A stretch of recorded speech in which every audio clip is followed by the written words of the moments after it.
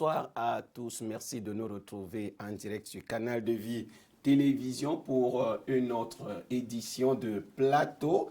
Et sur le plateau de Plateau, nous allons revenir sur les messages historiques et prophétiques des 7 lettres aux églises d'Asie. Quelles leçons en tirer? C'est dans le livre d'Apocalypse, comme nous l'avons débuté, c'était la semaine dernière. On a compris que l'église d'Éphèse avait beaucoup de qualités que tout le monde pouvait perdre de vue, qu'il y avait quelque chose qui manquait à cette église, le premier amour au Seigneur. Il fallait y revenir. Nous avons fait tous ces développements et ce soir, nous prenons les mêmes et nous recommençons cette fois-ci par la promesse qui a été faite à cette église d'Éphèse. Nous recevons ce soir le frère Samuel Mandengue. Bonsoir. Bonsoir JDB, bonsoir Brice et bonsoir à tous les téléspectateurs. Bonsoir Brice Gala aussi. Bien le bonsoir JDB, à tous ceux qui nous suivent également à mon copalélie ce soir. Merci. Avant de rentrer de plein pied dans notre sujet, il est important qu'on parle de l'actualité. Israël attaqué par le Hamas. On peut dire que attaque éclair, attaque par surprise. On parle de plus de 700 morts sur le territoire israélien, des véhicules qui ont été tout simplement pris sur le sol israélien, des otages. Cela n'était jamais arrivé, mais il y a quand même une coïncidence. 50 ans de la guerre du Yom Kippour et beaucoup d'autres choses, Brice Gala aussi. Oui, tout à fait. Et il faut avouer que ça s'est passé un jour de sabbat. Et pendant la célébration, cette fois-ci, non pas du Kippour, mais la fête des tabernacles. Donc, c'était un moment férié, un jour férié. Une fois de plus, et en général, ces attaques coïncident avec les jours fériés du calendrier juif.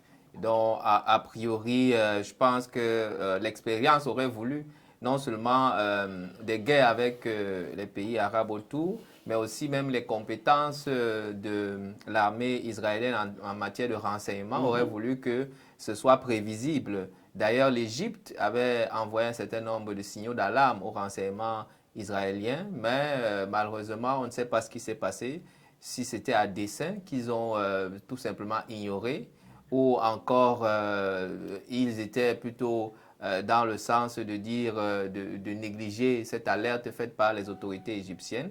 Mais effectivement, on voit que cette intrusion a été très brutale, parce qu'il y a beaucoup de morts et certains otages également qui sont actuellement menacés d'être exécutés par le Hamas en ligne en fonction de la réplique qui est en train d'être très lourde venant de la part d'Israël, qui a mobilisé tous les réservistes. On parle maintenant de 300 000 hommes qui ont été rappelés. Donc c'est une actualité lourde et qui s'inscrit, je pense, en droite ligne avec l'étude du livre d'Apocalypse que nous sommes en train de faire. Nous avons parlé du Hamas palestinien, mais il faut dire que le Hezbollah aussi libanais a tiré sur le sol israélien et Israël a répliqué plusieurs fois ouverts sur le sol israélien. Oui, mais il semble qu'il n'y a pas que ça. Hein. On voit encore la main iranienne parce que oui. Cette attaque ne peut pas être le fait seulement ni de Hamas ni de Hezbollah parce que l'artillerie qui a été développée, la stratégie, je pense qu'elle est au-delà, n'est-ce pas, de ces peuples-là. Et c'est pour cela qu'on est en train de voir une autre main plus puissante, plus organisée, qui est l'Iran derrière. Voilà. Oui. Mais il y a eu quand même, Brice l'a soulevé, ce phénomène d'endormissement d'Israël au niveau du renseignement, parce qu'en réalité, en s'approchant aux 50 ans de la guerre de Yom Kippour, il fallait s'attendre à quelque chose, à une réaction, à une sortie du Hamas. Bon, vous savez, les interprétations de ce genre de situation peuvent être assez diverses. Parfois, certains pensent que, bon, peut-être Israël peut laisser une provocation pour se donner une raison, pour se donner une raison, un peu comme nous savons Samson pouvait permettre certaines choses juste pour se donner une raison pour attaquer les Philistins. Mais moi, je ne voudrais pas aller jusque-là. Je pense peut-être que dans l'esprit des Israélites, ils se disent que vraiment tel qu'un peuple comme cela, celui-là pouvait être, il ne peut pas monter dans son esprit de mener une telle provocation. C'est d'ailleurs pour cela qu'on est en train de penser qu'il y a une main plus que celle que nous pouvons voir là. Et donc Israël pouvait vraiment négliger négliger et penser qu'il n'est pas possible en cette date-ci que le Hamas puisse mener une telle attaque. Bon, est-ce que c'est une négligence coupable? Est-ce qu'il ne faut plus rien négliger? C'est autant de questions, n'est-ce pas, qu'on pourrait se poser. Est-ce que ce n'est pas aussi dû au fait que ce mandat n'a pas été géré par un seul Premier ministre, deux Premiers ministres qui ont géré un seul mandat, Brice Gala aussi, et qu'en plus de ça, on a vu quand même que c'est peut-être pour freiner les ardeurs de certains pays asiatiques qui ont décidé, arabes plutôt, pour être un peu plus précis, qui ont soutenu un peu Israël depuis un certain temps, parce qu'actuellement l'Arabie Saoudite est en pourparlers avec Israël. On a vu le Maroc, on a vu les Émirats Arabes Unis, Bahreïn et autres. Tous ces pays-là qui ont décidé de fumer, entre parenthèses, au calumet de paix avec Israël. Est-ce que ce n'est pas aussi pour freiner cet élan-là aujourd'hui? Parce que l'Arabie Saoudite est en train de dire que ce qui arrive en Israël, là, c'est Israël même qui a provoqué cela. Oui, le contexte, effectivement, géopolitique de la sous-région est assez complexe. Et on le sait depuis la création de l'État d'Israël qui n'a cessé de grandir en termes de territoire. Parce que la Palestine, avant les années 40, était totalement palestinienne. On ne parlait pas d'Israël à cette époque. Et une fois après ce qu'il a fait, il fallait bien trouver une colonie, un endroit où le peuple d'Israël devait être sécurisé. Et quand ils ont atterri en territoire palestinien, ils ont après plusieurs guerres, gagné des territoires. Ce qui fait que justement le peuple palestinien se retrouvait dans la bande de Gaza très comprimée. Et c'est eux d'ailleurs qui donnent un certain nombre d'éléments. Et entre-temps, on est en train de chercher une solution. Et l'une des solutions, justement, c'est la solution à deux États. Un État israélien et un État palestinien. D'ailleurs, le Hamas, quant à lui, il n'est pas dans ce genre de solution. Il est pour la destruction pure et simple d'Israël. Maintenant, le contexte, effectivement, intérieur politique d'Israël, il y a une réforme de l'armée de l'air qui était en cours, très contestée d'ailleurs. On se pose la question de savoir si cela n'est pas une des raisons de cet état d'une sorte d'amorphe que l'armée a eu pour ne pas réagir. Mais en même temps, connaissant les technologies de sécurité, notamment le dôme de fer et tout ce qui pourrait être au niveau de la frontière, on s'interroge toujours. Mais comment est-ce qu'avec toute cette technologie, on n'a pas pu voir venir l'ennemi, que ce soit effectivement par la mer, par les airs ou même par la terre, parce que ça semblait véritablement une attaque très coordonnée. La question reste ouverte. Oui, frère, un dernier mot. Oui, il y a cette obstination parce que c'est comme si c'est écrit dans le cœur, n'est-ce pas, des Palestiniens qu'Israël ne devait pas exister. Mais nous croyons que si nous allons dans la prophétie biblique, Dieu permet toutes ces choses afin de préparer beaucoup de choses, n'est-ce pas, qui se mettent progressivement en place. Parfois, les acteurs de tous ces événements ne savent pas qu'ils contribuent eux-mêmes à l'accomplissement des prophéties bibliques. Avant d'aborder la deuxième église et la troisième, certainement, pendant cette émission, nous allons revenir à la dernière partie pour ce qui concerne l'église d'Éphèse, où le Seigneur fait des promesses à cette église en disant « Je donnerai à manger les fruits de l'arbre de vie qui est dans le jardin d'Éden. » Brice Gala aussi. Oui, ça c'est... Une promesse énorme, malgré que cette église se trouve dans une situation délicate. Le Seigneur fait quand même une promesse à cette église. C'est une promesse assez centrale. Déjà, j'ai envie de souligner qu'il y a un certain nombre de promesses qui peuvent être des promesses génériques, dans le sens que cela s'adresse à l'ensemble des chrétiens. Mais il y a également des promesses spécifiques, parce que nous avons bien dit à la précédente émission que les lettres étaient structurées en quatre. La première chose, c'était la présentation du Christ, les reproches, les encouragements et enfin les promesses. Donc, mais par contre, dans les promesses, il y a des promesses qui sont spécifiques à chaque église, mais il y a des promesses également génériques, en général introduites à celui qui vaincra. Parce qu'à partir de ce moment-là, il n'y a pas de spécificité liée à l'église, mais c'est complètement au corps de Christ. Mais par contre, si on va voir l'église de Philadelphie, parce que tu as gardé la parole de la persévérance, ça, c'est une promesse spécifique à l'église de Philadelphie, qui, à côté de cela, il y a toujours un à celui qui vaincra. Donc, vous voyez que c'est pour dire qu'un chrétien, si on veut contextualiser et ramener dans une interprétation un peu personnelle, tout chrétien peut avoir, n'est-ce pas, bénéficier des promesses globales et génériques qui sont liées à la foi en Christ, mais il peut également avoir et recevoir une promesse spécifique liée à sa marche personnelle. Donc, ça peut être comme une sorte d'alliance entre lui et le Seigneur lui parle et lui donne une instruction spécifique. Maintenant, quand on voit cette promesse que le Seigneur fait à celui qui vaincra dans Apocalypse 2, verset 7, je donnerai à manger de l'arbre de vie qui est dans le paradis de Dieu. C'est générique, mais pourquoi est-ce que cette promesse vient? Elle vient parce que quand nous considérons Genèse au chapitre 3, le verset 22, la Bible dit, l'Éternel Dieu dit, voici l'homme est devenu comme l'un de nous pour la connaissance du bien et du mal. Empêchons-le maintenant d'avancer sa main, de prendre de l'arbre de vie, d'en manger et de vivre éternellement. Donc, quand on regarde cette arbre de vie, c'est au travers de cette arbre-là qu'il y a la vie éternelle. Et ce contexte de ce passage où le Seigneur dit « empêchons à l'homme de manger cet arbre de vie », c'est quoi? C'est le contexte de la chute. Il a déjà chuté, il a péché contre l'Éternel.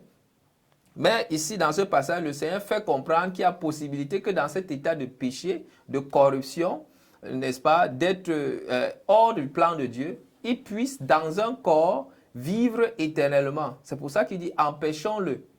Donc, du coup, cette ligne ou cette frontière ou cette chose que le Seigneur a empêchée, que l'homme ne puisse pas vivre éternellement dans le péché, dans un état de péché, va être levée, n'est-ce pas, à partir du moment où cette personne va vaincre.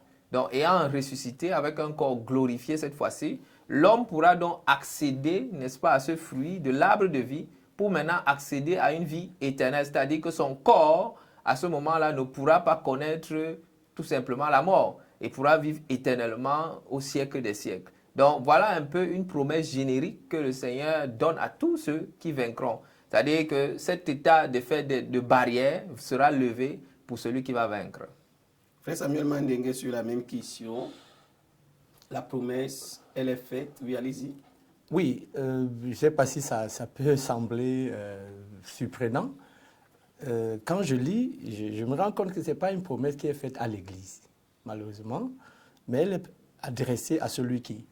Donc nous voyons encore ici, comme le frère venait de le dire tout à l'heure, il s'agit, parce qu'il y a des promesses, quand on les lit, on a l'impression que c'est à une corporation, surtout à celle de Philadelphie, mais ici, elle n'est pas adressée à l'Église. Le Seigneur dit que celui qui a les oreilles, comme nous avons dit, le Seigneur s'adresse à l'Église en tant que corporation, mais après, il revient à une responsabilité individuelle. Il s'agit ici d'une victoire. Nous savons, par exemple, dans l'Ancienne Alliance, parfois, cela peut être très regrettable, que même Moïse, qui a sorti le peuple d'Israël de l'Égypte, il n'a pas pu entrer, parce que là, maintenant, le salut était une œuvre de l'individu. Et c'est pour cela que nous voyons des gens comme Josué, comme Caleb, qui se sont saisis de la foi, et ils sont entrés, n'est-ce pas, dans la terre promise. Parce que là, ce n'était plus Dieu qui voit le sang, même dans les maisons où il y avait les Dathans, les Abiram, n'est-ce pas, qui étaient des hommes qui devaient finir dans le désert, parce que c'était là la grâce de Dieu. Mais maintenant, c'était un salut qui s'obtient, n'est-ce pas, par la foi, par la marche individuelle. Et c'est pour cela que les Écritures parlent ici de vainqueurs. Oui. Donc, le Seigneur s'adresse vraiment aux individus, après avoir parlé à l'Église. Il dit maintenant que celui qui a les oreilles entende, à celui qui vaincra. Il ne dit même pas à ceux qui vaincront, il dit à celui qui vaincra, montrant encore ici, comme l'avons dit dernièrement, que nous avons une responsabilité individuelle devant le Seigneur. Personne ne doit se perdre parce qu'il est dans un milieu ou bien dans un environnement où les gens vont dans une certaine direction. Et j'ai toujours en esprit cet homme qui a été vainqueur, qui a été parmi les deux qui ont été enlevés.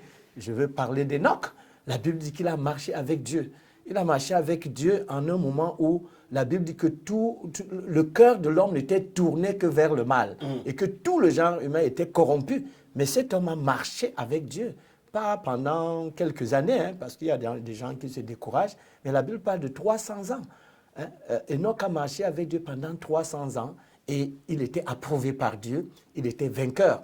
Et je crois que c'est ce genre de message que le Seigneur adresse aujourd'hui aussi à l'Église. Nous sommes dans un temps d'apostasie, mais le Seigneur pense et croit qu'il y a des gens qui peuvent être vainqueurs et traverser ce temps comme le fut, n'est-ce pas, Enoch. Je suis tenté de vous poser cette question. C'est quoi l'arbre de vie qui est dans le jardin de Dieu? Brice parlait du corps glorifié, l'arbre de vie. Vous savez, toujours dans les têtes des chrétiens, il y en a qui veulent savoir réellement de quoi est-ce qu'il s'agit. Et je vous vois sourire. C'est par rapport à quoi? Au fait que c'est une symbolique, l'arbre de vie. Bon, ça pourrait être vu de deux côtés, de deux manières, comme un arbre, effectivement, parce que même si nous voulons voir les symboles, des messages qui sont cachés, il n'est pas toujours, n'est-ce pas, de bon ton d'enlever la réalité aussi.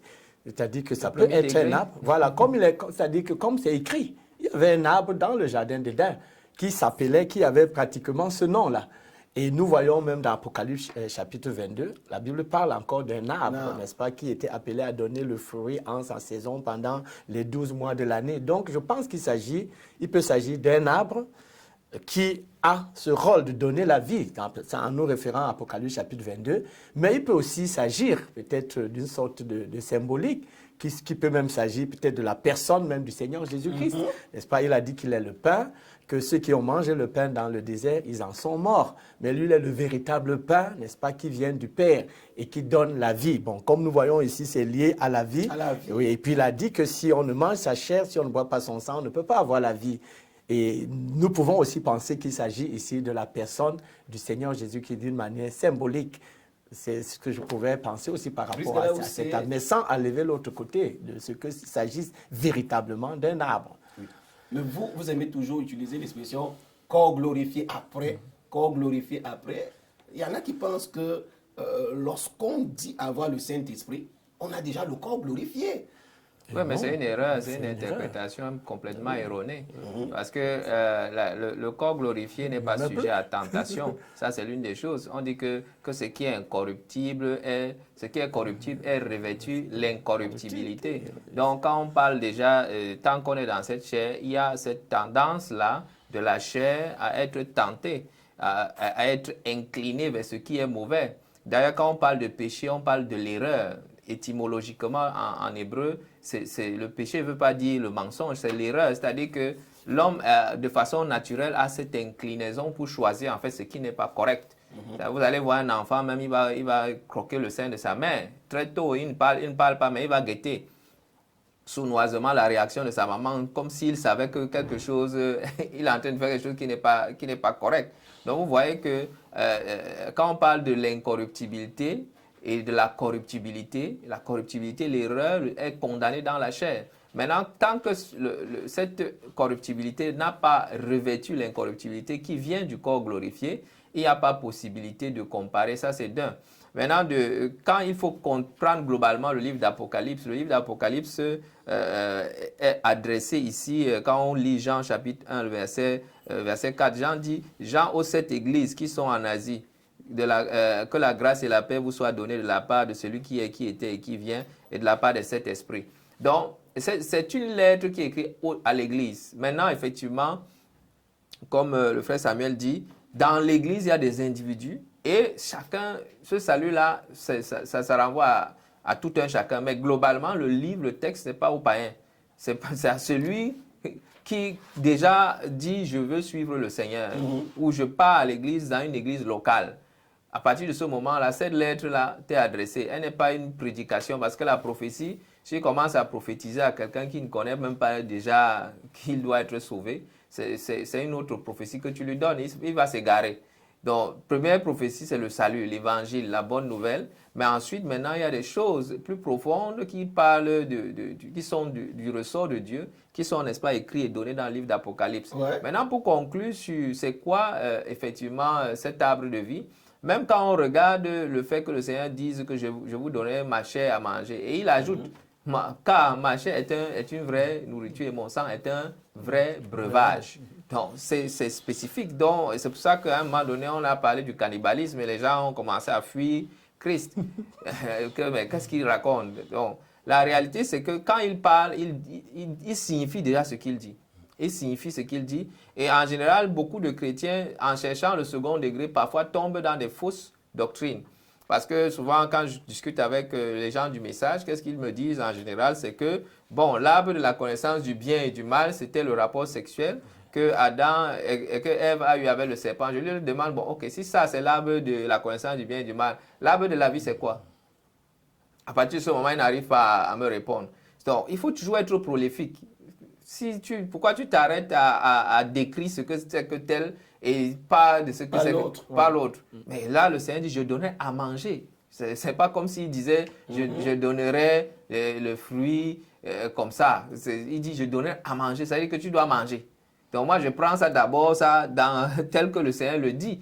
Je ne vais pas aller réfléchir autrement que, je veux dire... Ils vont vous dire, la femme mange et puis elle essuie la bouche, la femme prostituée. Hein. Oui, mais c'est ça. Elle essuie la bouche. On est bien d'accord, mais maintenant, l'arbre de vie, c'est quoi alors? Voilà. Bon, on va passer. Je voudrais peut-être ajouter Allez-y. quelque chose par rapport à la corruption. C'est vrai que Brice l'a abordé dans l'aspect du péché. Mais je pense que quand la Bible parle de corps incorruptible, il s'agit vraiment de l'aspect physique aussi. Hein? C'est-à-dire que la victoire du corps physique sur la mort. C'est pour cela que le Seigneur nous donne cette assurance qu'il ressuscitera au dernier jour, celui qui mange de sa chair et qui boit de son sang.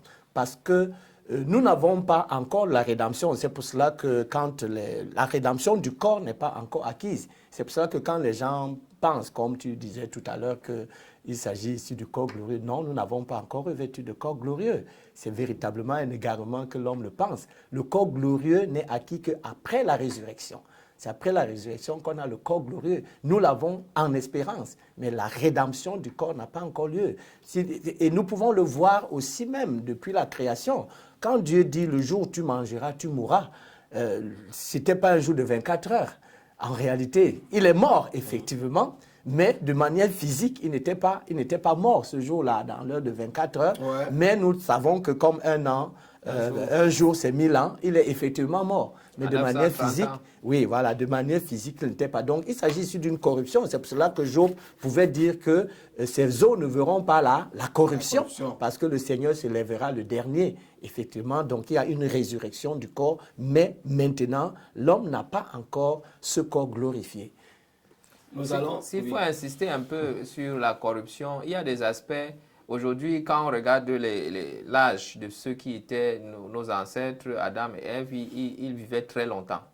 Ils vivaient plus longtemps. C'est vrai qu'aujourd'hui, on dit que la science, les vaccins permettent aux gens de vivre plus longtemps, mais on se pose beaucoup de questions. D'ailleurs, l'une des choses que Donald Trump veut faire, quand il sera réélu, s'il est réélu en 2024, c'est de dire qu'il va revoir la planification de la vaccination, parce qu'il s'interroge pourquoi est-ce qu'avec autant de vaccinations, il y a autant d'autistes aux États-Unis, comme si ce serait corrélé. C'est-à-dire que l'augmentation des vaccins, justement pour protéger, avec le nombre d'autistes, quand on voit les statistiques, année après année, décennie après décennie, plus il y a de vaccins, plus il y a d'autistes. C'est comme si il y a une sorte de corrélation statistique. Donc, vous voyez qu'on se pose des questions. Maintenant, quand on regarde aux différentes maladies, dérèglements aujourd'hui, les cancers et tout ce qu'on observe dans la société aujourd'hui, la mortalité ou bien le vieillissement, nos parents, à un moment donné, n'avaient pas un certain nombre de pathologies. Oui. Et quand on rentre dans l'Ancien Testament, on voit que les gens vivaient très longtemps et parfois étaient plus forts, plus sains qu'aujourd'hui. Donc, on est susceptible. C'est comme si, donc, justement, cette corruption-là, certains vont même scientifiquement démontrer que l'homme est en train de perdre son ADN. C'est-à-dire que l'homme d'il y a 2000 ans n'est pas le même homme aujourd'hui parce que son ADN est en train de perdre un certain nombre de brins.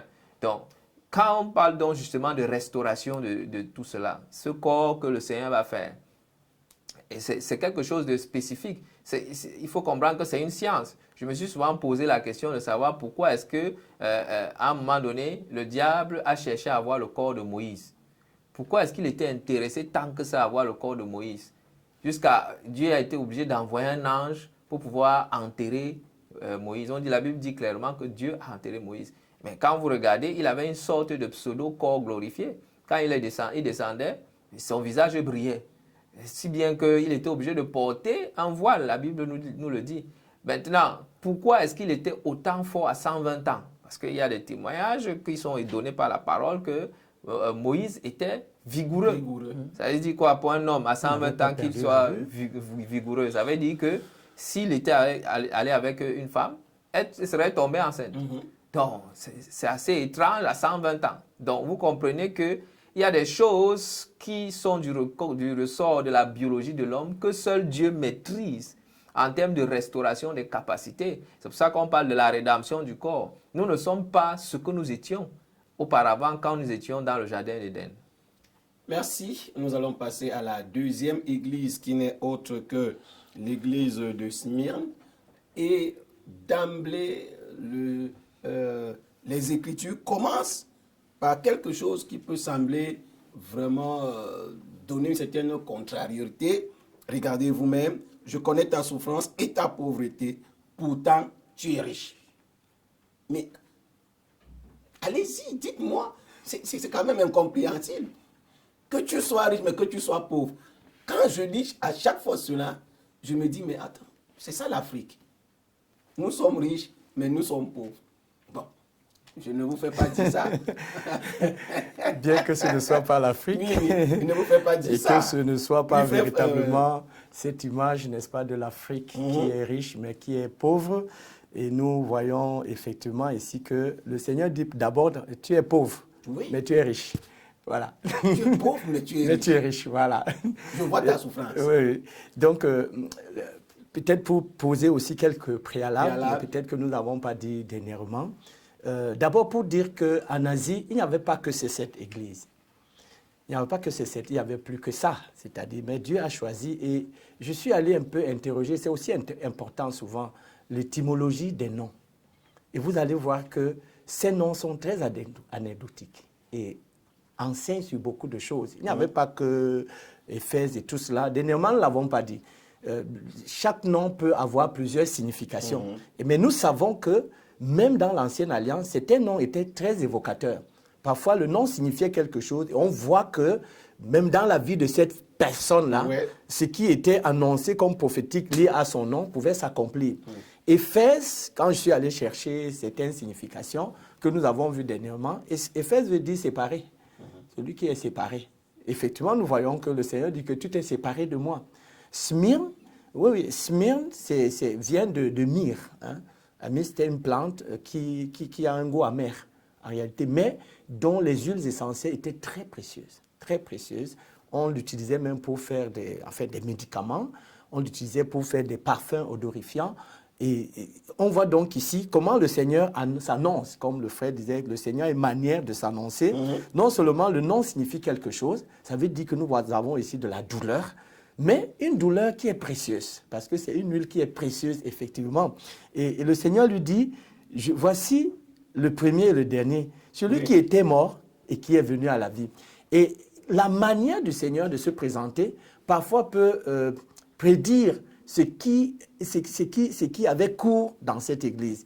Nous allons voir que le Seigneur, comme il dit, la deuxième partie, c'est l'édification, c'est les encouragements. Le Seigneur lui dit, n'aie pas peur, tu vas souffrir. Le diable va mettre les gens à mort, mais sache que moi-même aussi j'ai souffert, j'ai même été mis à mort et je suis vivant. Et pour replacer maintenant Smyrne dans l'histoire, le Seigneur dit à Éphèse que répands-toi. Sinon, je vais ôter ton chandelier. Et c'est ça l'épée de la parole de Dieu. Lorsque Dieu parle, il y aura toujours l'épée. Et elle vient pour séparer. L'épée, c'est pour séparer.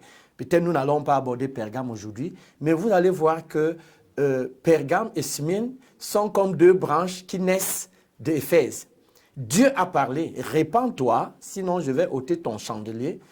Smyrne est dans cette église qui s'est répandue, qui a entendu l'appel de Dieu. Et nous verrons que Pergame a continué. Parce que si on ne se répand pas, on veut s'obstiner dans le mal, Dieu va ôter et on verra plus loin que nous ne sommes pas encore, que Pergame est comme dans cette église qui n'a pas voulu se repentir et de laquelle Dieu a ôté son chandelier parce que nous allons voir que des choses que Éphèse avait refusées, lui il est même déjà attaché, il a accepté, il en a même fait une doctrine. Les gens sont déjà attachés à cela parce qu'il n'a pas voulu se repentir. Donc Smyrne ici est cette église qui a entendu la voix de Dieu. Répands-toi. Et dans la période de l'histoire de l'église, nous avons effectivement dit que, bon, ce n'est pas désert comme on pense que comme c'est là, c'est déjà passé. C'est cette église qui s'est étendue jusqu'à la deuxième moitié, n'est-ce pas, du IIIe siècle, où il y avait une persécution terrible. Les frères vivaient sous les grottes. On parlait souvent des martyrs de catacombes, où si on t'attrapait seulement avec un morceau seulement des Écritures, mais tu étais mis à mort. Donc les gens vivaient effectivement dans une pauvreté parce qu'ils étaient démunis, ils étaient ostracisés, on leur arrachait tout et il y avait une persécution qui était véritablement... Les gens ont même cru à un moment que c'était ça la grande tribulation, hein? La grande tribulation qui est annoncée dans les temps à venir, parce qu'elle était véritablement atroce. Et le Seigneur dit, à cause de cela, ils sont pauvres. On leur arrachait tous leurs biens, mais le Seigneur leur dit, pourtant tu es riche. Nous voyons un peu les mêmes paroles avec Philadelphie aussi, pour montrer ici que la richesse, ce ne sont pas les billets où on a écrit 10 000 francs. C'est ce que les gens pensent souvent. La richesse, c'est Christ. Et ces gens avaient Christ. Et c'était ça qui était leur richesse, que personne ne peut leur arracher. Marthe avait beaucoup de richesses. Elle pouvait préparer beaucoup de nourriture pour le Seigneur, pour montrer peut-être qu'elle en avait beaucoup. Mais Marie, peut-être, n'avait pas beaucoup, ou bien peut-être elle avait, mais elle a préféré aller s'asseoir au pied du Seigneur Jésus-Christ. Et le Seigneur lui a dit, tu as la part qui ne te sera pas enlevée. Ces hommes étaient pauvres parce qu'on les avait arraché tout, mais ils étaient riches de ce qu'ils avaient, le Seigneur Jésus-Christ. Et nous ne sommes pas encore là. Nous verrons la promesse qui leur a été, n'est-ce pas, faite. Et deuxièmement, nous voyons que c'est une église qui n'a pas eu de reproche. Et j'aime souvent prendre cette église pour décourager ceux qui se font bonne conscience. Parce que quand on leur parle d'aucune église n'est juste, aucune église, il n'y a pas d'église qui soit parfaite et tout cela.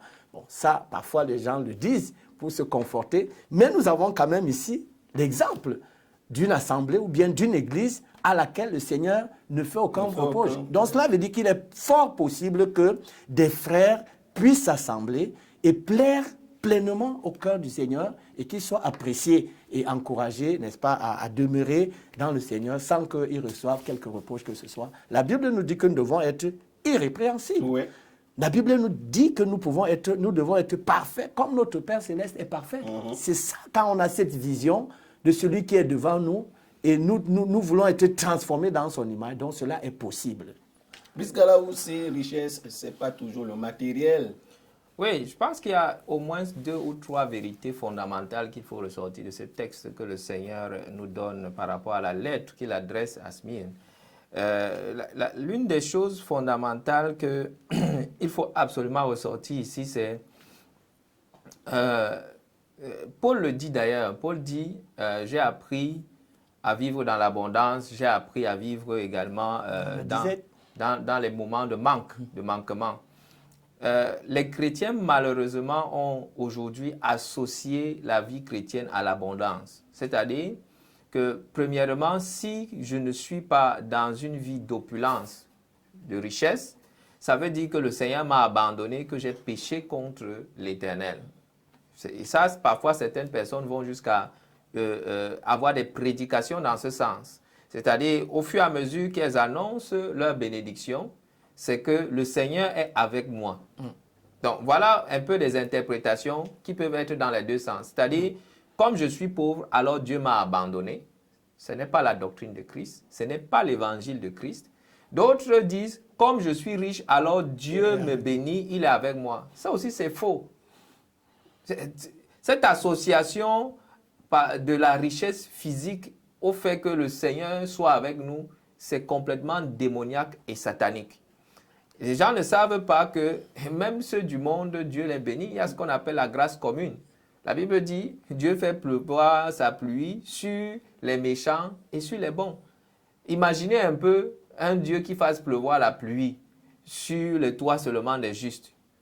Vous serez surpris que des gouttelettes et des filets de gouttelettes tomberaient peut-être sur 1 ou 2 toits pendant que le reste des maisons serait complètement à sec. Mais ce n'est pas ce que Dieu fait. Donc, il y a des personnes aujourd'hui qui disent « Seigneur, bénis-moi ». Le Seigneur les bénit, mais il n'est pas avec eux. Et il faut bien être capable de pouvoir le dire, puisque le Seigneur dit beaucoup feront des miracles, beaucoup, etc. Donc l'exaucement par rapport aux richesses matérielles n'est pas synonyme du fait que ta marche avec Christ soit agréable. C'est une chose complètement à proscrire. Donc, il y a un enseignement fondamental dans la pensée de ce que c'est que la marche chrétienne qui est en train d'être donnée à cette église, que le chrétien doit complètement incorporer. C'est-à-dire, premièrement, ne pas associer les richesses physiques au fait que le Seigneur est avec moi. La deuxième chose qui doit être ressortie et interprétée ici, c'est le fait que le fait de pouvoir être menacé de ne pas satisfaire ses besoins physiologiques ne devrait pas être une raison d'abandonner la foi.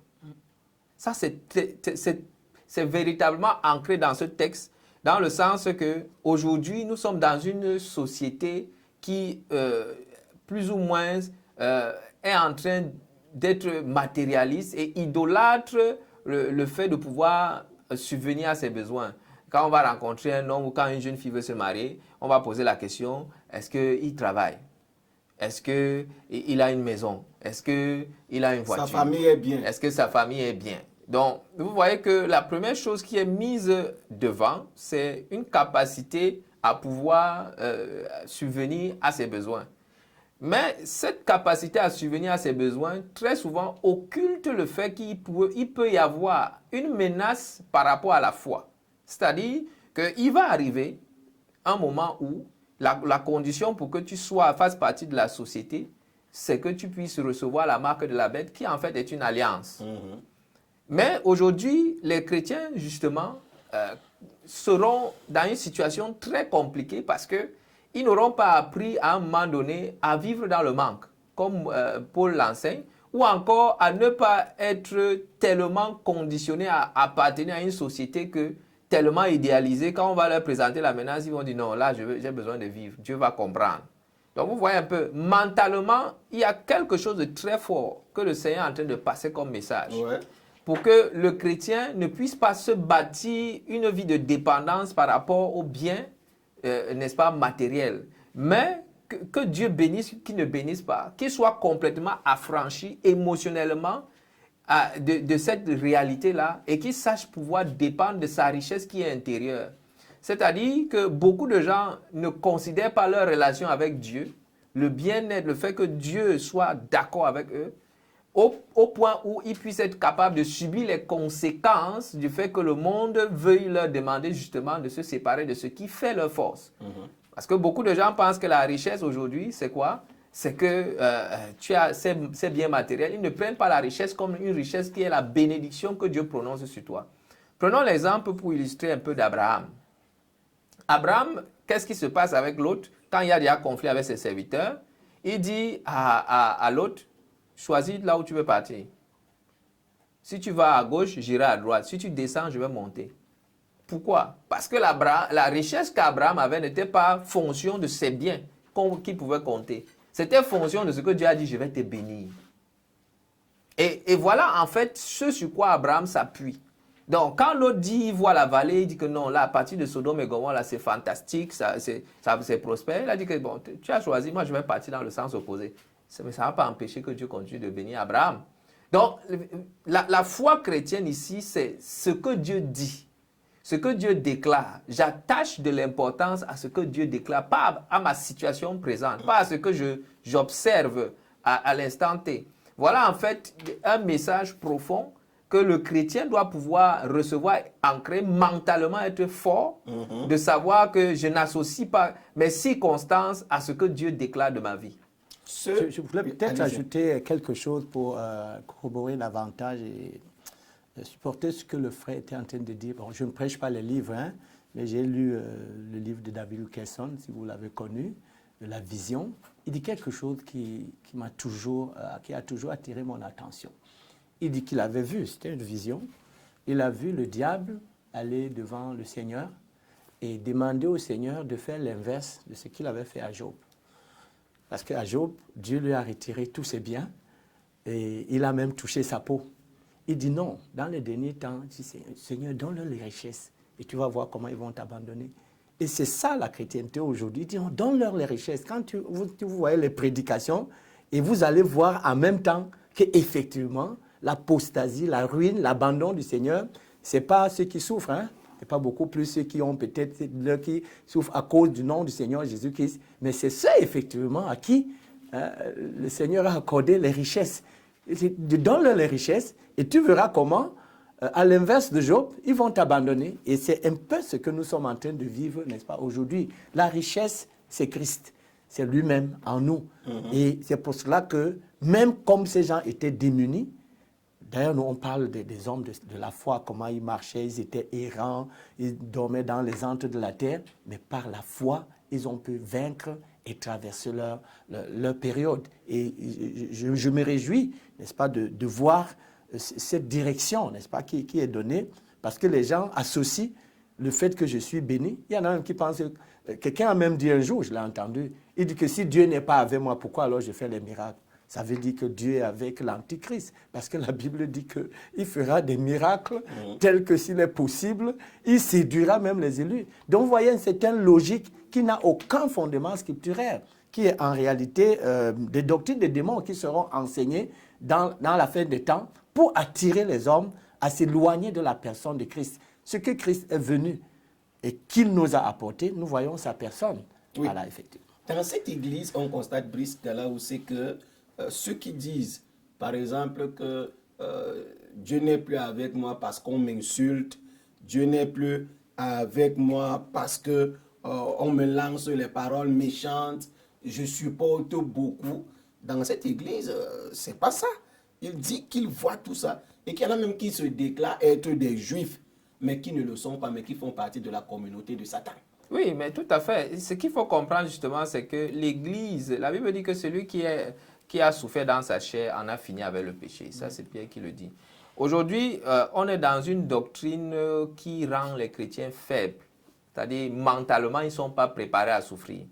Or, ici, quand vous voyez Smyrne, on a bien l'impression que c'est une église qui a compris tout le sens de la foi chrétienne. Parce qu'en réalité, vous voyez, Christ, la Bible dit qu'il a appris l'obéissance par les choses qu'il a souffert. Donc, s'il n'y a pas souffrance, il n'y a pas chrétienté. Il n'y a aucune chrétienté qui va être sans souffrance.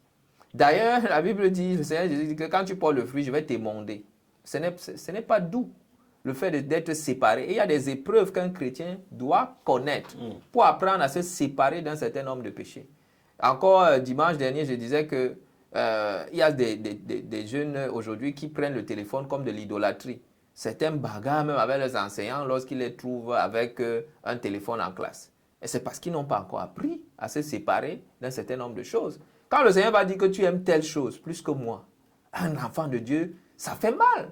Tout de façon naturelle, tu dois souffrir. Ça veut dire que la Bible dit que si ton œil est pour toi une occasion, coupe-le. On dit bien ton œil, on n'a pas dit que c'était, quelque chose qui est extérieur à toi. Ça veut dire quoi? La séparation de quelque chose qui est dans ta chair, c'est pas doux. Et cette souffrance-là, ça fait partie de ce processus de sanctification et de purification. Ça ne veut pas dire, par exemple, que le Seigneur Jésus, lui, il a péché, non. Mais les circonstances dans lesquelles tu peux être contribuent à une séparation complète, radicale, de telle sorte que mentalement même, il y a des choses que tu ne peux pas concevoir. Et ça fait partie du processus de la sanctification. Malheureusement, certains chrétiens, justement, sont dans une chrétienté de satisfaction, d'épanouissement, d'accomplissement, ce qui n'est pas mauvais. Mais c'est ce que Paul dit, que j'ai appris à faire les deux. Donc, en fait, cette ambivalence de la chrétienté-là, c'est un enseignement total et profond qu'il faut faire.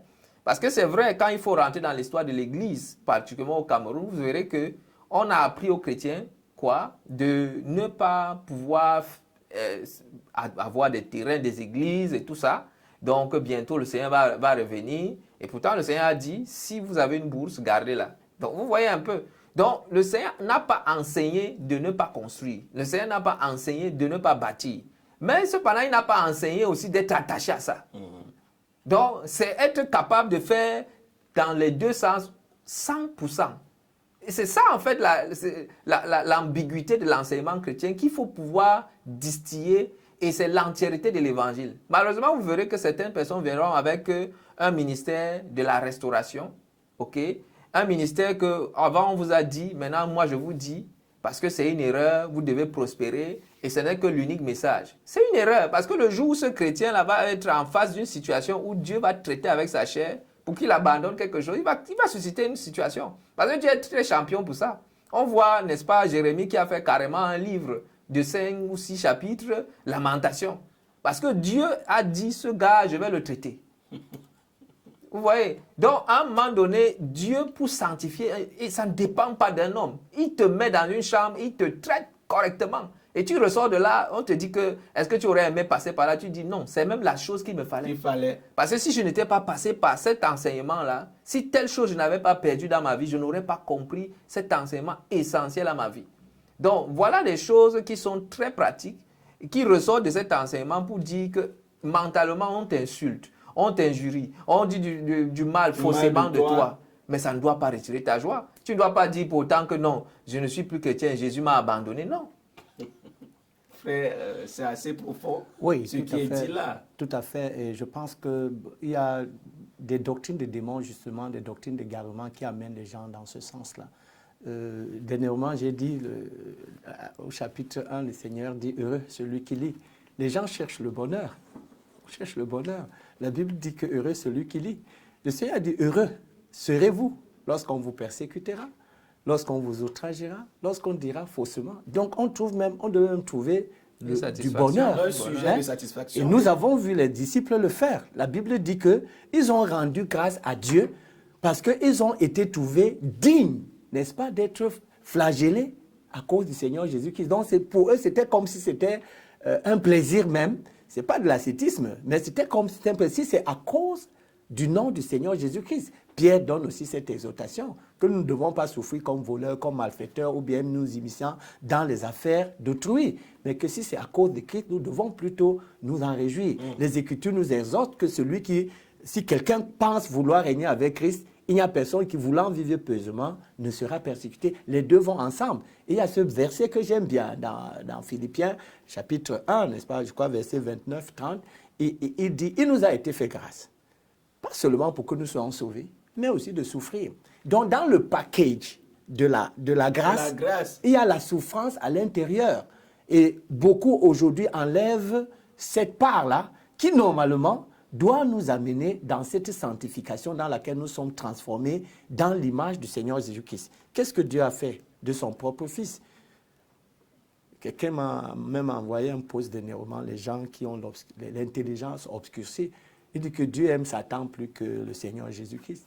Pourquoi c'est Satan qui a péché et c'est Jésus que le Père crucifie? Il fait souffrir. Voilà, il fait souffrir jusqu'à le faire mourir. Il dit que non, Dieu est injuste. Mais Ésaïe 53 dit quoi? Qu'il a plu à Dieu de briser son Fils par quoi? Par la souffrance, pas par des richesses. Et Christ lui-même nous montre qu'il avait tellement de richesses qu'il les a abandonnées, mais qu'il s'est dépouillé. C'est ça le christianisme, c'est ça la vie chrétienne normale. Parce qu'aujourd'hui, nous avons la doctrine de Kingdom Now, le royaume maintenant. Et c'est cette doctrine de Kingdom Now que l'homme est en train de bâtir par lui-même, qui est totalement en opposition de son Seigneur qui a dit « Mon royaume n'est pas de ce monde », que son règne n'est pas maintenant. Nous voyons donc qu'en fait, ce sont des doctrines de démons parce qu'on n'a pas l'impression de le comprendre. Ce sont des doctrines antichrist parce qu'elles établissent le règne du Seigneur Jésus-Christ avant que ce règne ne soit effectivement... Oh, c'est le règne de l'antichrist qui viendra avant que celui du Seigneur Jésus-Christ ne vienne. Et beaucoup sont entraînés, n'est-ce pas, dans cette séduction. C'est pour cela que nous voyons, si je vous dis, l'histoire raconte qu'il était d'une phrase que tout sang du chrétien qui tombait était de l'engrais où naissaient d'autres chrétiens. Donc, il n'a pas pu, le diable n'a pas pu, par la persécution, au contraire.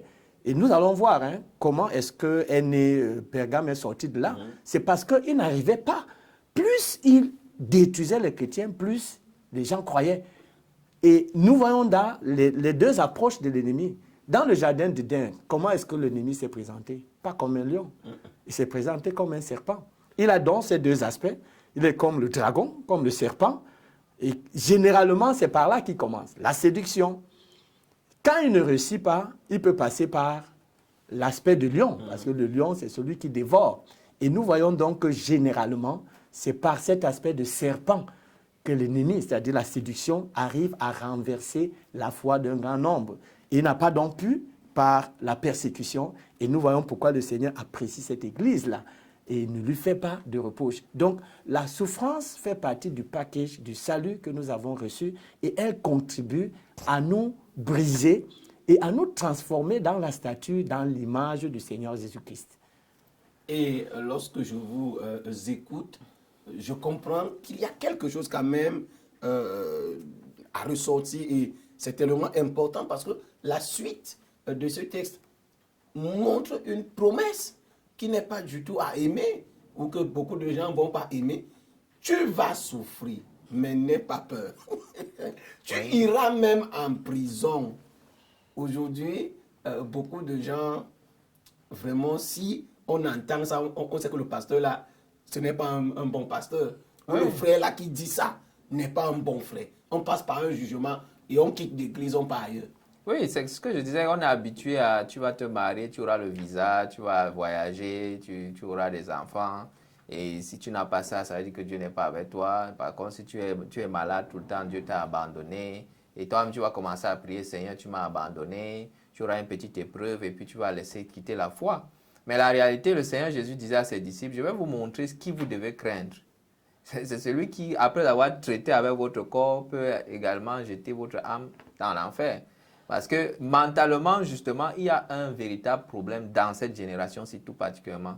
Pour trouver une église de Smyrne, je vous assure, s'il y a une persécution à l'échelle de ce que le Covid a manifesté, c'est-à-dire que mondialement, comme ça, subitement, je vous assure que beaucoup de chrétiens vont quitter. Beaucoup de chrétiens vont abandonner la foi parce que mentalement, ils ne sont pas dans cet état de Smyrne.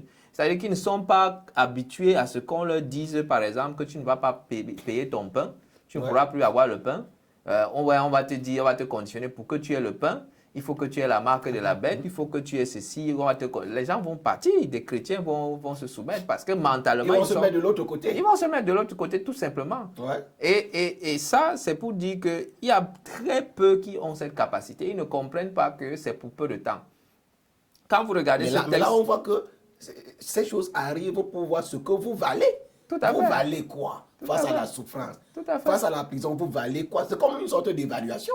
C'est clair, mais ça ne veut pas dire que Dieu t'a abandonné. D'ailleurs, dans le psaume 116, verset 15, la Bible dit « Elle a du prix aux yeux de l'Éternel la mort de ceux qui l'aiment. » Donc, il y a parfois des choses qui sont nécessaires pour passer un message. Certaines personnes, leur condamnation n'est pas à leur terme si c'est que le sang de ceux qui leur annoncent n'est pas coulé. C'est-à-dire que c'est aussi comme ça que Dieu juge. Le problème de Dieu n'est pas juste toi qui es en train de souffrir. Parfois, le problème de toi qui souffres, c'est de dire que la condamnation de ces gens à qui j'apporte le message, elle doit être totale. Parce que, ayant donc mis un comble à leur péché, parce qu'ils vont te persécuter jusqu'à la mort, quand Dieu va commencer à déchaîner sa colère, ils seront complètement sans raison. Vous voyez un peu? Donc, quand Dieu agit, il faut le comprendre dans toute sa dimension de celui qui maîtrise les tenants et les aboutissants. Et vous verrez que même dans le livre d'Apocalypse plus tard, ceux qui sont martyrs pour le Seigneur ont une place complètement différente et spéciale. Donc, ce n'est pas donné à tout le monde d'être martyr. Malheureusement, aujourd'hui, cet enseignement même est en train de disparaître de l'Église. Qui pourra aujourd'hui se tenir sur une chaire, dans un pupitre d'église, commencer à dire « Je vais vous enseigner comment être martyr pour Christ » dans cette génération? C'est compliqué, c'est un message qu'on ne passe pas. Ça veut dire quoi? Ça veut dire que mentalement, beaucoup ne savent même pas ce que ça veut dire. Et est-ce qu'ils savent seulement qu'il y aura les visas, tu vas prospérer, je te prophétise aujourd'hui, si c'est que je ne suis pas le prophète de l'Éternel, etc. Beaucoup de choses. C'est comme si c'est que dès qu'on va dire que tu vas souffrir, ça veut dire que Dieu t'a abandonné. C'est pour ça que ces deux messages-là, il faut faire attention. Il y a des époques, il y a des moments ou des situations dans la vie d'un homme. Ça peut être à l'échelle de l'Église globalement, comme ça peut être à l'échelle d'un individu de façon spécifique. Parce que je vous assure, il n'y a pas de chrétien que tu as cru en Christ. Dieu ne t'amène pas dans un chemin de souffrance à un moment donné. C'est-à-dire où tous tes rêves, ils brisent, ils cassent. Et c'est sciemment. Tu cherches la porte à gauche, tu veux l'emploi, tu veux te marier, c'est bloqué. Dieu le fait, il le fait volontairement. Je me rappelle, j'étais à Yaoundé, il y a un frère, le frère Gustave, qui me dit, le jour où il s'est marié, c'est le jour où il a perdu son emploi. Il arrive au travail, on dit que pas. Il se marie, il dote sa femme, et il me raconte, petit à petit, il avait peut-être 1000 francs qu'il a doté sa femme, il a payé la cola, on a partagé, on a dit que voilà, ta famille, on a accepté dans sa belle famille. Ce qui se passe, c'est qu'il reste avec sa femme pendant 12 ans, sans qu'elle ne puisse enfanter. Tout ce qu'il faisait échouait. Même les petites caisses en bois, là où il faut vendre les colas, les bonbons au bord de la route, la voiture vient, ça casse. Mais le jour où Dieu décide de changer son histoire, c'est en un jour. En le même jour, sa femme, c'est-à-dire, elle tombe enceinte, il reçoit un emploi et il est même carrément passé manager de laveur de vin, de laveur de bouteilles de vin. Il arrive, on dit que qui sait faire la comptabilité? Et pendant qu'il faisait, on dit qu'il lève la main, il dit moi, on lui dit voilà ton bureau. Donc l'Éternel fait ce qu'il veut, quand il veut, comme il veut. C'est pour ça qu'à Nebuchadnezzar, à un moment donné, il dit que toi, tu vas d'abord manger les herbes pour que tu comprennes un peu un certain nombre de leçons. Donc, il y a des leçons de vie qui sont plus importantes que le vécu que tu peux avoir. C'est pour ça qu'à un moment donné, Job aussi a dû passer par là. Pour qu'il comprenne, non pas qu'il n'était pas intègre, mais qu'il sache que ce n'est pas parce que tu es juste que le bien doit t'arriver. Mais beaucoup de chrétiens aujourd'hui, ils se disent que non, comme je ne mens pas, comme je ne vole pas, alors ce n'est que le bien. Si le bien ne m'arrive pas, j'abandonne Dieu. Ce n'est pas la philosophie chrétienne. La philosophie chrétienne, c'est celle que les amis de Daniel ont dit. Que si tu veux, tu nous tues. Si on meurt là, il n'y a pas de problème. Voilà la philosophie chrétienne. Que j'ai, que je n'ai pas, c'est le Christ qui est ma richesse. C'est pour ça que ici, Asmine, Dieu, le Seigneur Jésus dit que bien que tu sois riche. Donc tu sais exactement où est ta richesse. Ta richesse n'est pas dans la manifestation des biens temporels. Encore que moi, j'ai la capacité de le faire tant je veux, comme je veux pour toi. Et il va le faire. Parce que la Bible dit que les justes hériteront de la terre. Heureux les débonnaires. Donc, que ce soit dans ce siècle ou dans le siècle à venir, Dieu a prévu que nous puissions hériter de cette terre. Mais le problème n'est pas ton timing, le problème est le timing de Dieu. De Dieu. Je peux peut-être ajouter, je crois quand le Seigneur fait un reproche, enfin l'appréciation plutôt à l'église d'Éphèse, et si nous n'allons pas dans ce sens, c'est qu'il y a beaucoup de faux apôtres aujourd'hui. Et quand Paul dit qu'il y a les anges des ténèbres qui se transforment en anges de lumière, c'est en fait que ce sont ces apôtres-là qui sont parfois des apôtres des ténèbres, mais comme les gens n'arrivent pas à les discerner, ou bien comme ils sont paralysés, nous avons vu la fois dernière, ils n'ont pas la capacité de pouvoir les trouver menteurs. Donc on accepte ces enseignements. Et ce sont ces enseignements qui sont en train d'égarer les enfants de Dieu. Et c'est important. Beaucoup ne sont pas enseignés suffisamment, ou bien la prédisposition est déjà dans le cœur, n'est-ce pas, d'être corrompu parce que, n'est-ce pas, ils voient. Pierre dit quoi? Que nous devons nous armer de la pensée de souffrir. Il n'a pas dit que nous devons nous armer de la pensée d'avoir ceci ou cela. Quand le Seigneur parle, Paul dit aux Thessaloniciens que Dieu nous donne toutes choses pour que nous puissions en jouir. C'est lui qui donne, effectivement. Mais la Bible nous dit plutôt que nous devons nous armer de la pensée de souffrir. Il y a des enseignements parfois que j'entends, mais c'est très regrettable.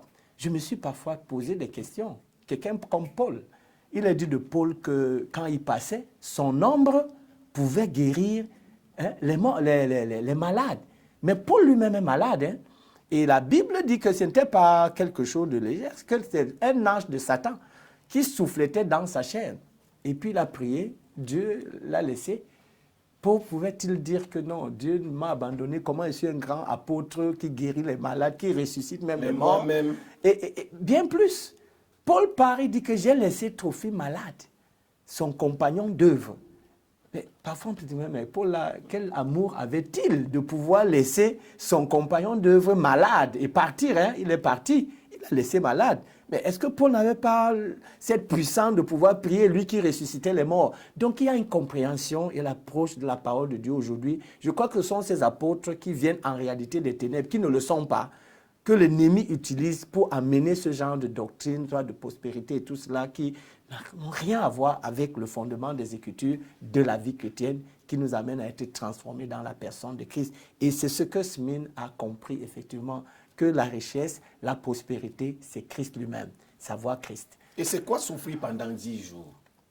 Bon, 10 jours, ça peut aussi être 10 jours. Donc, nous devons toujours rester dans l'esprit. Mais 10 jours, ça peut aussi être symbolique. C'est pour dire que c'est pour une courte période. Limite. Voilà, c'est une courte période, c'est-à-dire que Dieu a donné une limite. C'est limité dans le temps. Voilà, que c'est limité dans le temps. Mais ça peut aussi être 10 jours, c'est-à-dire que pendant 10 jours, il y avait une persécution très, très, très intense, effectivement, qui pouvait faire que des gens pouvaient effectivement régner le Seigneur, mais ce n'était pas le cas.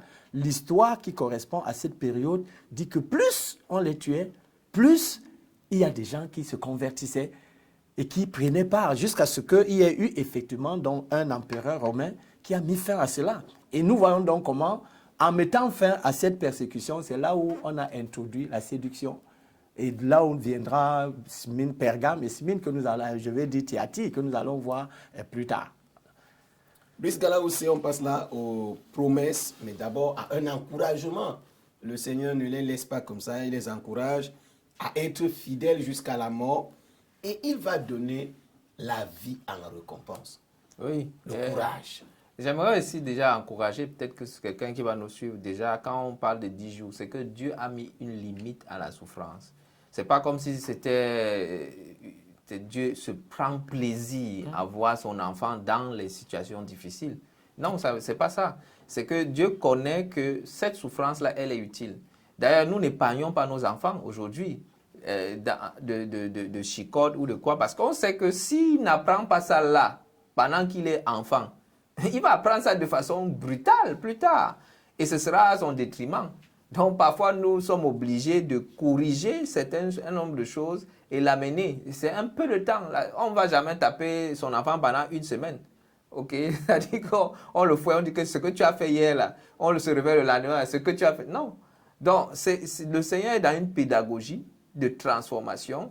Et parfois, il laisse un certain nombre de choses. Mais évidemment, quand on est dans ce châtiment ou dans cette période où le Seigneur veut nous purifier, nous sanctifier, ce qui se passe, c'est qu'on a l'impression que non, c'est la fin du monde.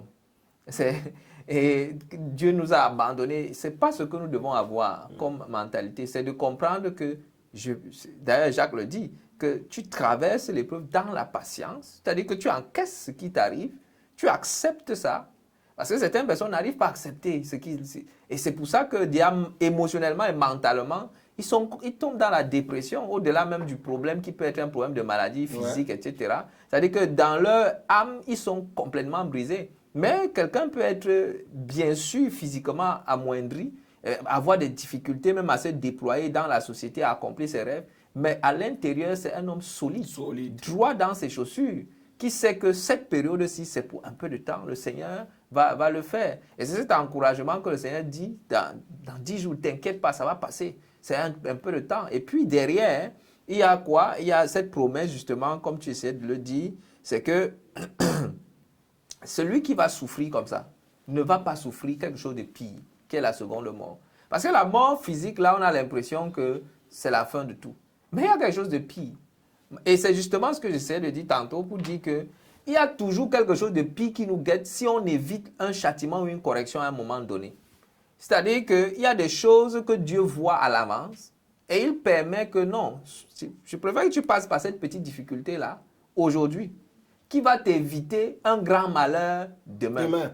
Et c'est cet enseignement que le Seigneur est en train de donner ici pour dire il y a des situations que tu refuses. Mais il y a des chrétiens que Dieu va les chicoter. Et ils font que ressouffrir parfois les mêmes choses parce qu'ils refusent de comprendre la leçon à un moment donné. Malheureusement, il y a des gens qui ne comprennent pas comme Smyrne, qui ne comprennent pas. C'est-à-dire qu'ils reproduisent les mêmes erreurs encore et encore. Ça peut être dans les choix de conjoint, ça peut être dans les choix de destinée. Il se dit que lui, sa passe d'avenir, c'est en Europe, c'est en Occident. Ils ont des fixations et des rêves qui ne dépendent pas de ce que Dieu a dit, mais de ce qu'eux, ils ont conçu pour leur propre vie. Tu dépends de qui? De ton imagination ou tu dépends de ce que Dieu a déclaré pour toi? Est-ce que tu as même cherché quelle était la volonté de Dieu? Donc, c'est autant de petits détails qu'il faut comprendre que il y a des leçons que nous devons absolument assimiler au risque que des choses encore plus terribles que ce que nous vivons puissent nous arriver. Oui, frère. Oui, je disais par rapport à cette portion, sois fidèle, n'est-ce pas, jusqu'à la mort. Le Seigneur dit qu'ils auront une tribulation jusqu'à la mort. Cet aspect nous permet de dire une ou deux choses encore. Déjà pour soutenir, comme nous avons vu dernièrement, qu'il pourrait s'agir que ces anges soient des hommes. parce que bon, la notion de mort liée à un ange, bon, on ne la connaît pas. Donc le Seigneur lui dit, sois fidèle jusqu'à la mort. On pourra montrer ici qu'effectivement, il s'agirait peut-être des hommes, mais qui ont cette capacité, cette puissance, n'est-ce pas, de la lumière, puisque l'ange ne connaît pas de mort. Et le Seigneur dit, sois fidèle jusqu'à la mort. Il dit d'abord, tu auras la tribulation, mais sois fidèle jusqu'à la mort. Je voudrais ajouter à la suite que même le fait que nous souffrons ne veut pas nécessairement dire que Dieu va nous sortir de la souffrance. Hein. Dieu peut permettre que nous mourions même dans cette souffrance. Je me souviens toujours, hein, dans cette histoire de ces temps-là, on a raconté l'histoire de 2 sœurs qui étaient arrêtées, toujours à cause du nom du Seigneur Jésus-Christ. Elles étaient en prison, elles devaient attendre la sentence. Un peu comme Pierre était en prison, il attendait ce qui allait advenir. Et on est venu avec donc la sentence. Une était appelée à être libérée, à continuer à vivre, et l'autre devait être mise à mort. Mais celle qui était mise à mort, elle dit, « Ah, je suis libérée aujourd'hui. » Donc pour elle, la mort était plutôt la délivrance. Et elle se plaignait plutôt même de sa sœur. Parce qu'il est fort possible qu'étant libérée, elle abandonne le Seigneur. Donc elle a plutôt vu, elle a vu dans la mort même la délivrance. C'est cette prédisposition que le chrétien doit avoir. Tout à l'heure, nous avons parlé de l'attachement au matériel, mais il y en a aussi qui sont attachés même à la vie. Au point que, comme Ézéchias, comme vous connaissez le roi Ézéchias, Dieu lui dit, arrange tes affaires, tu vas partir. Il dit non, vraiment, ce n'est pas le moment de partir. Mais nous savons, comme il l'a dit tout à l'heure, ce qui est arrivé. Parce que quand nous regardons l'histoire de ce roi, c'est en cette période de 15 ans que Dieu lui a ajouté, qu'il a mis au monde un de ses enfants-là qui sera très opposé, si nous pouvons le dire comme ça, n'est-ce pas, à la parole de Dieu. Quand Dieu décide quelque chose, c'est souverain. Et il sait pourquoi il le fait. Nous n'avons pas à raisonner avec lui. Donc, nous devons avoir la prédisposition. Quand nous lisons dans Hébreux chapitre 11, la Bible dit même que c'est par la foi qu'ils sont morts, sans obtenir les choses qui leur avaient été promises. Donc, on peut même dire que non, Dieu a promis, mais la Bible dit qu'ils sont morts sans avoir reçu ces choses-là. Mais par la foi, ils pensent qu'ils vont avoir, n'est-ce pas, ces choses-là qui ont été promises. Donc, le fait qu'on soit peut-être malade, ou bien Dieu n'a pas nécessairement dit qu'on va guérir. Effectivement, aujourd'hui, si quelqu'un est malade, on va dire que non, c'est parce qu'il a péché. Ou bien, s'il n'est pas guéri, non, il n'a pas la foi. Il n'a pas la foi, c'est pour cela qu'il ne guérit pas. Donc, nous avons une manière d'interpréter les choses divines que nous ramenons selon la logique de l'homme et qui ne tient pas. C'est un petit témoignage que je donne. J'avais perdu une de mes filles, ma seule fille d'ailleurs, et elle était couchée là. J'ai vu 2 jeunes gens très bouillants là. Ils sont venus, je sais pas, ils sont venus d'une assemblée. Ils disent que non, ils vont prier pour qu'elle ressuscite. Je te dis, mais priez, allez-y, priez. Moi, ça ne me dérange pas de prier. Pourquoi? Parce que l'on pense que c'est ça la puissance. C'est-à-dire que quelqu'un est mort, on l'a ressuscité immédiatement, c'est ça la puissance. Sauf que ce n'est pas ça la lecture, n'est-ce pas, du Seigneur Jésus-Christ. Pourquoi le Seigneur laisse que Lazare pourrisse? On pourrait penser que la puissance, c'est que quelqu'un est mort. Moi, je ne pense pas que ça la puissance. La véritable, le Seigneur l'a manifestée après 4 jours. Parce que là, ce n'était même pas une résurrection. En science, parfois, quelqu'un qui est mort 1, 2, 3 jours, on appelle même ça la réanimation, sorte de réanimation. Mais la véritable, celle de Lazare, c'était la création. Le Seigneur Jésus-Christ montre qu'il est le Dieu de la création. Il a laissé mourir, il a même laissé pourrir, parce qu'il était déjà en train de pourrir. Donc, ça veut dire qu'il n'y a plus rien. Et c'est pour cela que nous voyons que même les 2 oliviers, là, les 2 témoins, ils ne vont pas traverser 4 jours. Parce qu'il y a encore cette possibilité que la vie revienne. Mais Lazare était pourri. Et c'est là la véritable puissance. Je leur ai dit que, mais vous pensez que la puissance de Dieu, pour moi, c'est que Dieu ressuscite les hommes qui sont morts depuis 2000 ans. C'est là où la véritable puissance, il n'existe même plus. Ça, c'est la création. Bon, si vous pouvez prier que quelqu'un ressuscite parce qu'il vient de mourir, ok, Dieu peut toujours donner gloire à Dieu à ressusciter des gens. Mais nous voyons comment il y a une manière de l'homme, selon son intelligence, de réfléchir.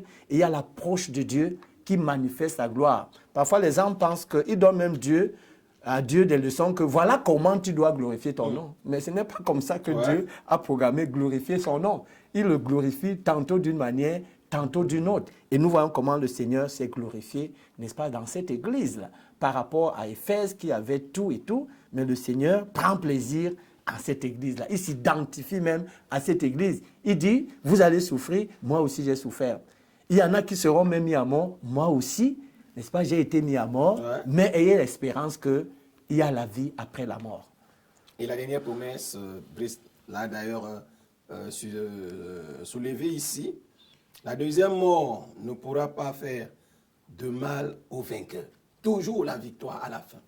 Toujours la victoire. Oui, parce qu'effectivement, il faut comprendre que la seconde mort, je pense que beaucoup de gens aiment la vie sur terre, comme le frère Samuel le disait. Mais le problème n'est pas la vie sur terre. Le problème n'est pas la vie sur terre, parce que c'est un concept. C'est un concept. On se découvre vivant, en réalité. Et c'est ce que j'aime souvent souligner. C'est-à-dire, si on te demande où est-ce que tu étais avant, tu ne peux pas répondre. Où est-ce que tu seras demain, tu ne peux pas répondre. Mais tu sais seulement, à cet instant-là, tu te touches, que machin, tu peux manger, tu te sens vivant, tu te découvres vivant. Mais le fait que tu te découvres vivant ne veut pas dire que c'est la... pour celui qui est intelligent, il comprendra qu'il y a quelqu'un qui a voulu. Et s'il y a quelqu'un qui a voulu, c'est quelqu'un il y a aussi quelqu'un qui a pensé.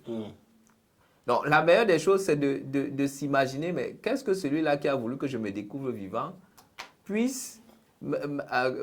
qu'est-ce qu'il attend de moi? Quelle est la réaction qu'il attend de moi en réalité?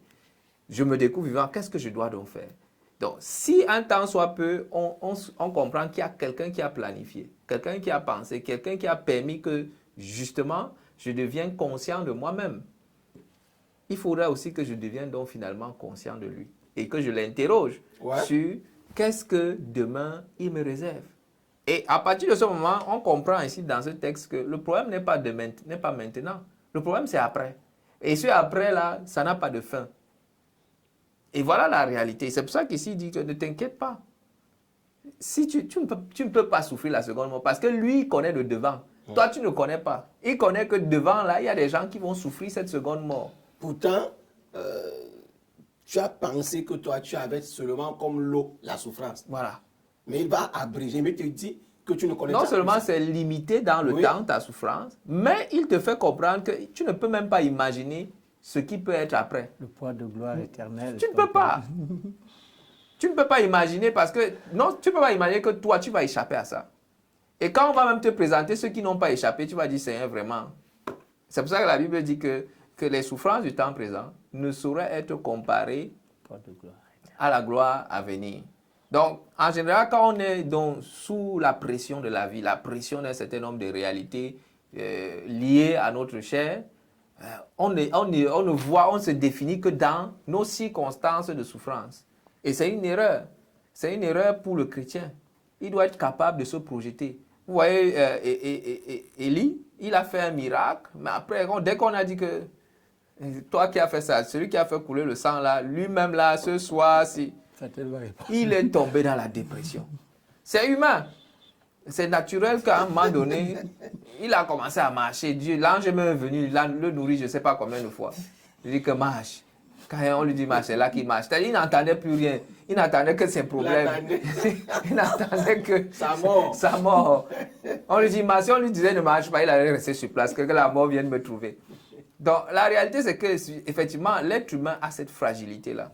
Mais la parole de Dieu est là justement pour nous faire comprendre que non, écoute, ce que tu vis, c'est temporaire. Moi, ce que je dis, c'est quelque chose qui se projette plus loin que ce que toi, tu peux imaginer. Et c'est là où la foi intervient en réalité. Oui, frère. Oui, avant d'aller à Pérgame, pour l'introduction.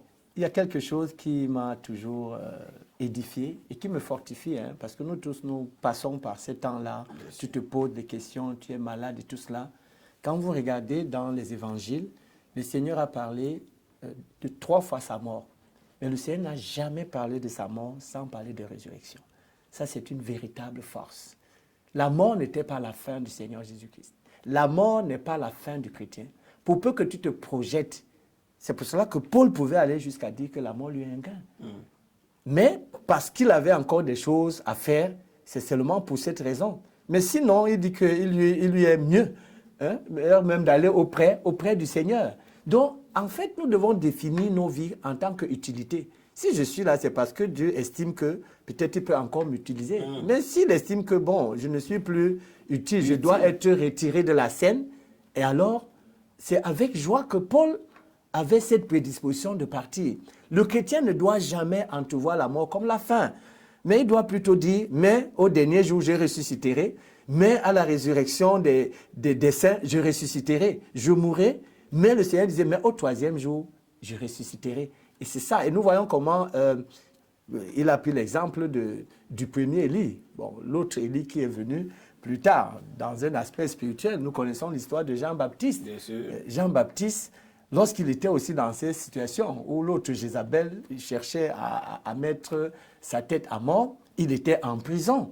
Et il a demandé, mais est-ce que l'homme là même que moi-même j'ai présenté comme... Est-ce que c'est vraiment lui? Pourquoi? Est-ce qu'il sait que je suis en prison? Oui, et parce qu'il espérait que, comme il a travaillé pour le Seigneur, ben le Seigneur ne peut que dire un mot et que les portes de la prison, il a fait pour Pierre, non? Le Seigneur a juste envoyé l'ange. Donc le Seigneur était capable d'envoyer un ange pour ouvrir les portes pour que Jean sorte. Mais le Seigneur a dit quoi? Heureux celui pour qui je ne serai pas une occasion de chute. Parce que le Seigneur voulait lui dire que ne pense pas que parce que tu as travaillé pour moi, nous sommes toujours dans cette même logique. Ça veut dire que comme je travaille pour le Seigneur, je ne peux pas mourir de maladie, je ne peux pas mourir. Mais il est dit de quelqu'un comme Élisée qu'il est mort de la maladie dont il a souffert. Un homme qui a ressuscité les morts.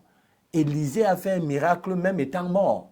Ça c'est inédit, puisque la Bible dit qu'il y a un mort qu'on est allé enterrer. Et quand son corps a touché les ossements d'Élisée, mais Élisée est mort de la maladie dont il souffrait.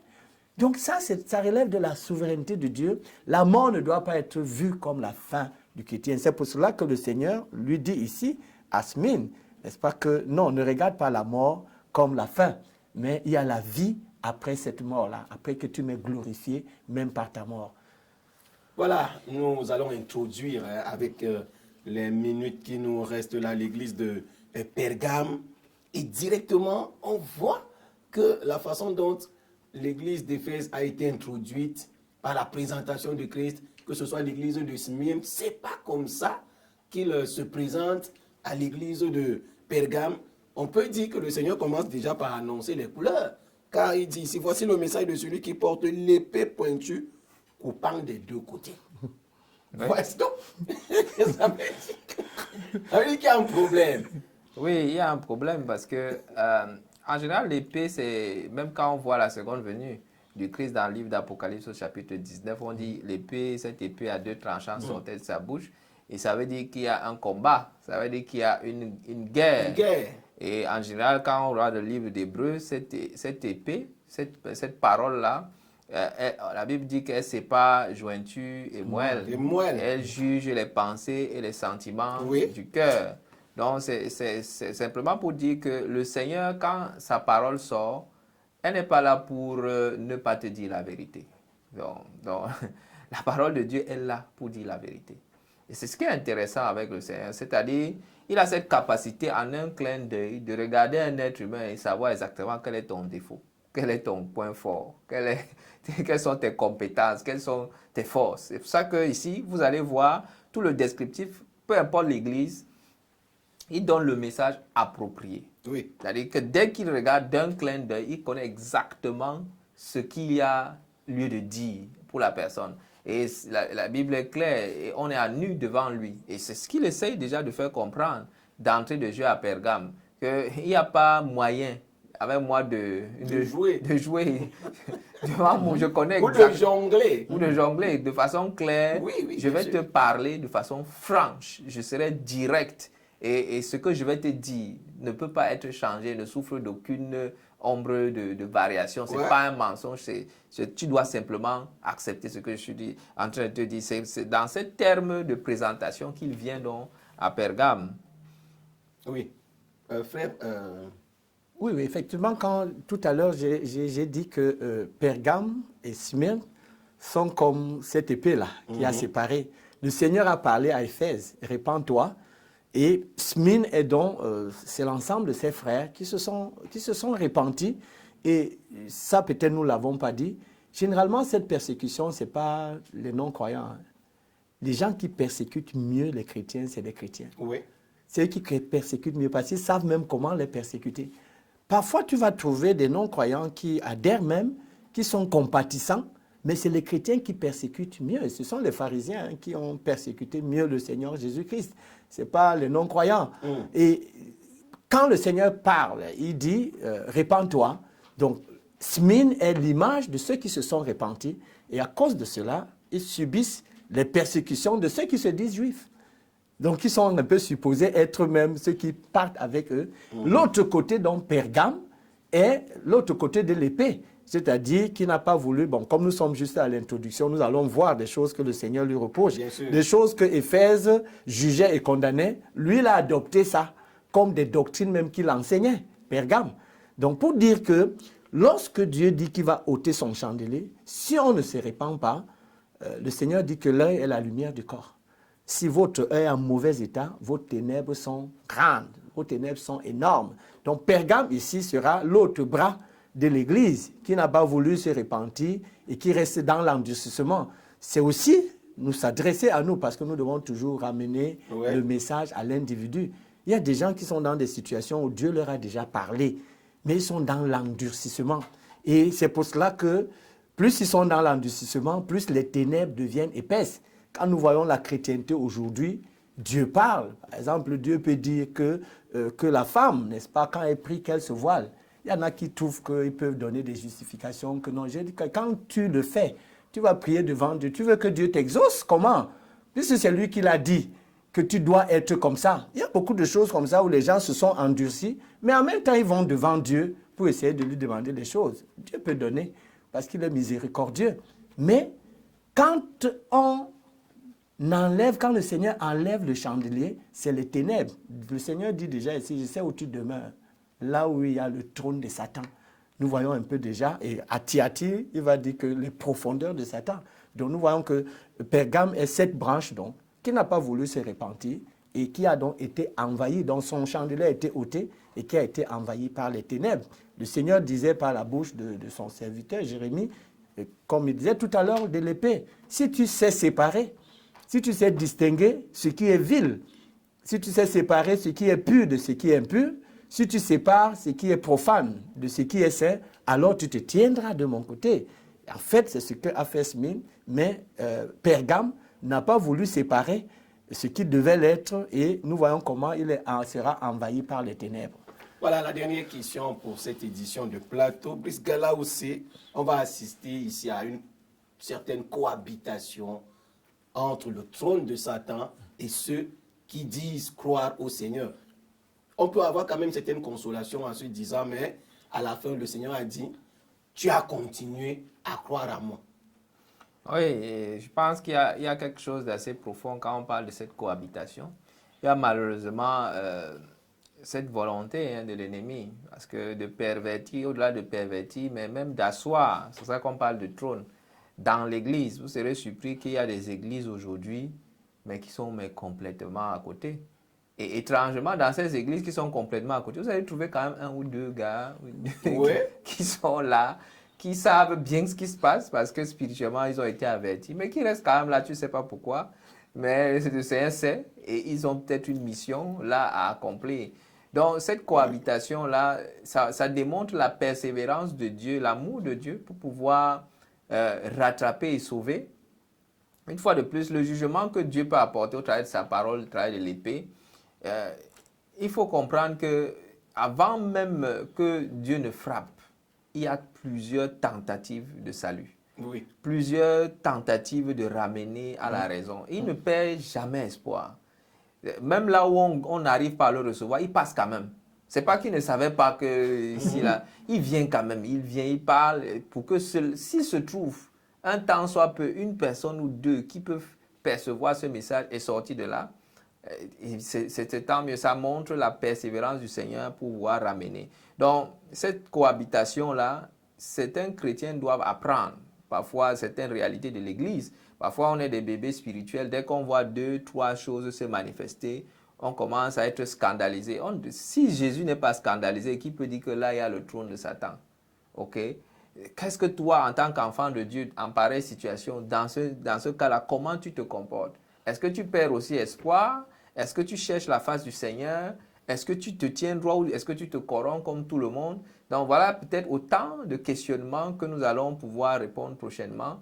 Mais toujours est-il qu'à un moment donné, il faut comprendre, et même certains gens du monde le disent, hein, que c'est parfois à l'église qu'on voit les vrais démons. Effectivement, ça peut se produire ainsi. Mais Dieu sait comment juger parce qu'il dit que malheur à celui qui va amener le scandale. Parce que il n'est pas, c'est-à-dire que il dit d'ailleurs que le scandale va arriver. Oui. C'est impossible que ça n'arrive pas. Mais pendant que le scandale arrive, quel est notre comportement? Et nous voyons que Pergame, c'est une église en réalité de scandale. C'est une église où il y a des choses qu'on se demandait, mais est-ce que ça devrait se produire ici? Et malheureusement, certaines églises sont comme ça. Frère, pour terminer en une minute. Oui, juste pour dire que j'aime bien cette église de Smyrne. C'est vrai que nous sommes déjà à Pergame pour montrer qu'il y a des douleurs qui sont précieuses aux yeux du Seigneur. Peut-être dans les 30 secondes, il m'est encore venu en esprit l'histoire du fils de Jéroboam, vous vous souvenez? Parfois, on peut même mourir parce qu'on est fidèle. Hein? Ça peut être surprenant, c'est ça les voies de Dieu. La Bible dit qu'il est le seul qui devait avoir une sépulture parce que c'est lui seul que Dieu a trouvé juste. Regardons un peu comment Dieu agit. Dieu dit que non, c'est l'enfant là qui est tombé malade, lui va mourir et c'est lui seul qui aura une sépulture. Parce que c'est lui seul qui a été trouvé juste. Quelqu'un pourrait dire que mais si c'est lui qui est juste, pourquoi il ne vivrait pas? Et pourquoi Dieu ne décimerait-il pas les autres qui sont méchants? Donc pour dire qu'il y a des souffrances qui sont précieuses. La souffrance, je ne suis pas en train de faire l'apologie de l'ascétisme ici. Ce n'est pas nous qui la demandons. Nous n'allons pas la chercher. Mais quand elle est programmée par Dieu lui-même, c'est pour que nous puissions être transformés dans l'image du Seigneur Jésus-Christ et que nous participions, n'est-ce pas, à sa sainteté. Chers téléspectateurs du Canal de Vie, nous sommes donc arrivés au terme de ce plateau riche en connaissances et surtout, nous vous encourageons de continuer à lire le livre d'Apocalypse et surtout de faire des recherches, pourquoi pas, pour mieux comprendre ce qui est en train de se passer. Plateau, point final, à lundi.